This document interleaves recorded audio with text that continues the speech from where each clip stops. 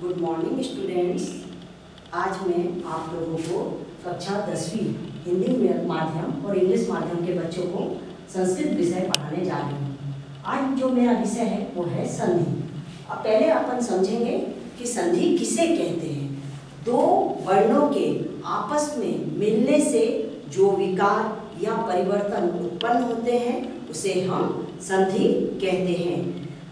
ये दो वर्ण कौन कौन से हैं? स्वर वर्ण और व्यंजन वर्ण। स्वर वर्ण जो है वो अ से लेकर औ तक है और व्यंजन वर्ण इसकी संख्या, स्वर वर्ण की संख्या जो है वो है 13 और व्यंजन वर्ण की संख्या 33 है। व्यंजन वर्ण क से लेकर ह तक। अब स्वर को हम अच संधि के नाम से भी कहते हैं, व्यंजन को हल संधि के नाम से कहते हैं और विसर्ग संधि अपनी जगह पर है। अब स्वर संधि के मैं भेद बता रही हूँ। संधि के भेद कितने होते हैं? 3 भेद होते हैं। स्वर संधि के 3 भेद होते हैं। पहला नंबर 1 पर स्वर संधि, नंबर 2 पर व्यंजन संधि और नंबर 3 पर विसर्ग संधि। अब स्वर संधि के भी 6 भेद हैं। स्वर संधि के आज हम स्वर संधि के बारे में आपको बताने जा रहे हैं। स्वर संधि के 6 भेद हैं। अब ये 6 भेद कौन कौन से हैं वो मैं बता रही हूँ। नंबर 1 पर है दीर्घ संधि,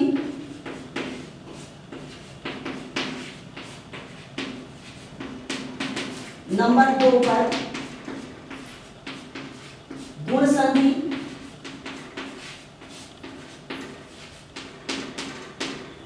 नंबर 3 पर वृद्धि संधि,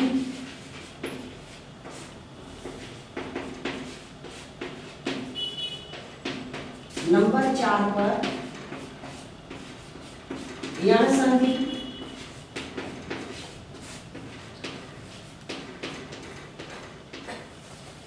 नंबर 5 पर अयादी संधि,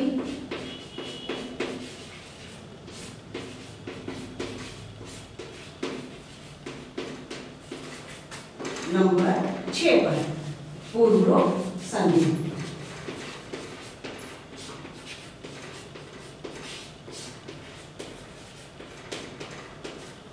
संधि के 3 भेद हैं। अब आज हम स्वर संधि के बारे में जानना चाहते हैं। स्वर संधि के कुल भेद है 6 में से पहला नंबर पे है दीर्घ संधि, नंबर 2 पर गुण संधि, नंबर 3 पर वृद्धि संधि। याद करेंगे तो बहुत जल्दी समझ में आ जाएगी। नंबर 4 पर यण संधि, नंबर 5 पर अयादी संधि और नंबर 6 पर पूर्व संधि। आज हम केवल दीर्घ संधि के बारे में ही समझने का प्रयास करेंगे।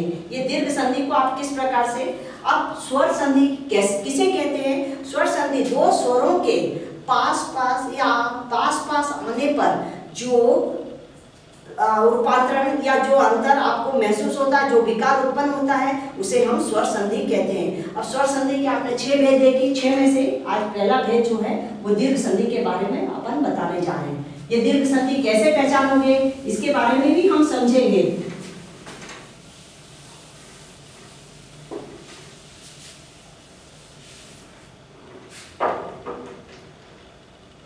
अब दीर्घ संधि कहते किसे हैं ये पहले आप समझिए। जब हर्ष या दीर्घ अ, छोटी ई, छोटा ऊ, री से क्रमशः यही हर्ष अ, छोटी ई, छोटा ऊ और री आए, इन दोनों को यदि हम मिलाएंगे तो उसकी स्थान पर आपको जो है वो आ हो जाएगा, बड़ी ही हो जाएगी, बड़ा हो जाएगा और री का मेल हो जाएगा तो दोनों वर्णों के स्थान पर ये दीर्घ वर्ण हो जाता है। अब हम इसके उदाहरण देखने जा रहे हैं। दीर्घ संधि के उदाहरण किस प्रकार से आप पहचानोगे?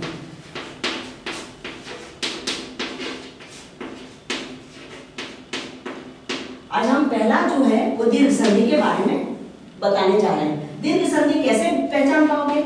आ होगा और प्लस आ होगा, आ प्लस आ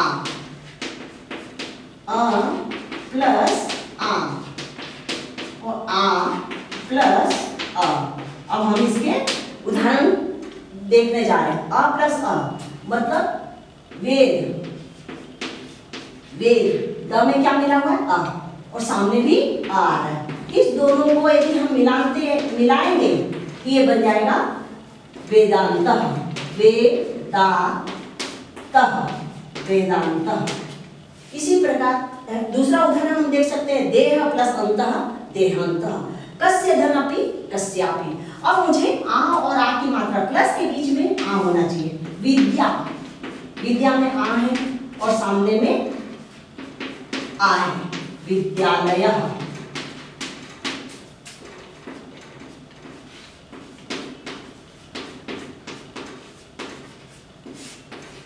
दोनों में क्या आना चाहिए आपको? आ और आ आना चाहिए। दया, दया में आ है और सामने आनंद, दोनों को मिलाएंगे तो दयानंद। इसी प्रकार अ और आ से, अ में ले लीजिए हिम, हिम, म में क्या मिला हुआ है? अ और सामने आ। इस दोनों को हम जब मिलाएंगे, दोनों को प्लस में लेंगे तो ये बन जाएगा हिमालय। कई ऐसे उदाहरण हैं जो आप लोग समझ सकते हैं। उसी प्रकार भोजन प्लस आलय, भोजनालय, शिव धन आलय, शिवालय। अब मुझे एक शब्द आ और अ में देखना है। महा, विद्या, विद्या प्लस अर्थी। इस दोनों को जब हम मिलाएंगे, ये दोनों जब मिल करके क्या बनेगा? विद्यार्थी।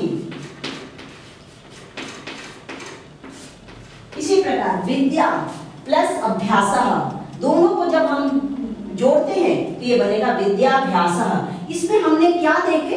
इसमें हम आपने पहला जो है आ की मात्रा की। इसी प्रकार मेरे जो दूसरा उदाहरण है, ये छोटी और छोटी, इस दोनों को चाहे वो बड़ी हो या छोटी ही हो, मात्रा जो है वो बड़ी की ही लगेगी। कैसे लगेगी? ये बड़ी की मात्रा अपन अब हम दूसरा उदाहरण इसी में ही देखने जा रहे हैं। द्विगु संधि में छोटी प्लस छोटी, ये बन जाएगा बड़ी। उसी प्रकार बड़ी प्लस बड़ी, ये बन जाएगा बड़ी। छोटी प्लस बड़ी, ये मिल जाएगा बड़ी। और बड़ी और प्लस छोटी, ये मिल करके आपको मात्रा इसी की ही लगानी है। किससे लगेगी ये आपको मैं बताने जा रही हूँ।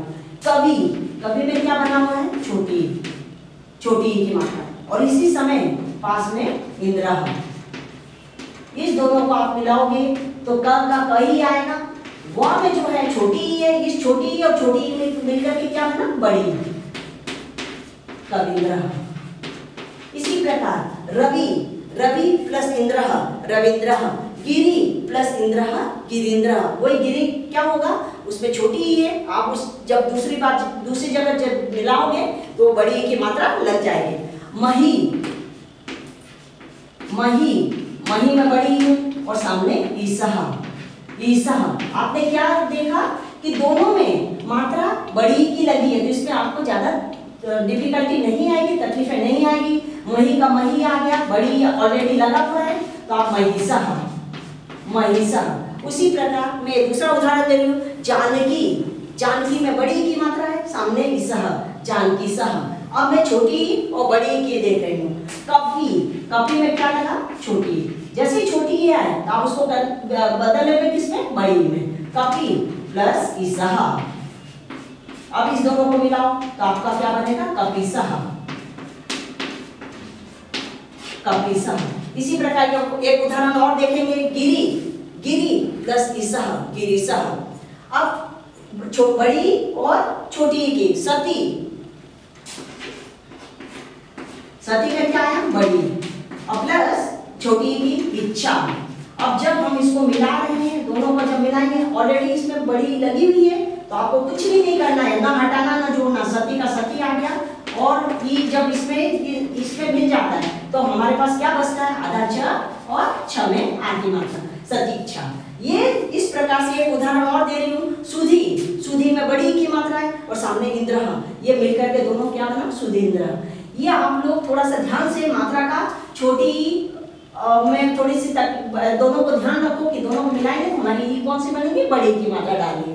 इसी प्रकार जो तीसरा जो हमारा इसी दीर्घ संधि में उदाहरण जा रहा है वो है छोटा ऊ से। छोटा ऊ से आप किस प्रकार से उसको बदलोगे वो मैं बताने जा रही हूँ। छोटा ऊ और सामने छोटा ऊ, इस दोनों का आप जब मिलाते हो ये बन जाएगा बड़ा ऊ। बड़ा ऊ प्लस बड़ा ऊ, ये भी बड़ा ऊ ही क्या मात्रा? इसका मतलब मात्रा कौन सा जाए? इस प्रकार से छोटा और बड़ा, ये बनेगा बड़ा। फिर बड़ा प्लस छोटा, ये भी मात्रा आपने क्या देखा कि मात्रा इसी का ही लगेगा। कैसे लगेगा मैं आपको उदाहरण के तौर पर बता रही हूँ। भानु, भानु, भानु किसका पर्यायवाची है? सूर्य का। तो भानु में क्या डाले? छोटा उ और सामने उदय, उदय। अब इस दोनों को मिलाओगे तो मात्रा इसकी लगेगी। भानु, भानु, नु में आ गया बड़ा उ की मात्रा, और दया सूर्य का पर्यायवाची है, भानुदया। इसी प्रकार मैं दूसरा उदाहरण दे रही हूँ। सु, सु में छोटा उ है, उक्ति में छोटा उ, दोनों को मिलाएंगे तो वो शब्द बन जाएगा बड़ा उ की मात्रा उस पर लग जाएगी, सुक्ति। इसी प्रकार मैं आपको एक उदाहरण, बड़ा उ का भू, भू भा में बड़ा उ की मात्रा और सामने उसरा। जैसे ही आपने देखे कि आपकी मात्रा बड़ा उ की है, आपको कुछ भी नहीं करना है, भू का भू आ गया, दूसरा। एक उदाहरण और देख सकते हैं, भू प्लस ऊर्ध्वम, ऊर्ध्वम। अब छोटा उ और बड़ा उ की मात्रा क्या देखेंगे? लघु, लघु में आपको क्या दिखाई दे रहा है? छोटा उ की मात्रा और सामने उर्मी, उर्मी।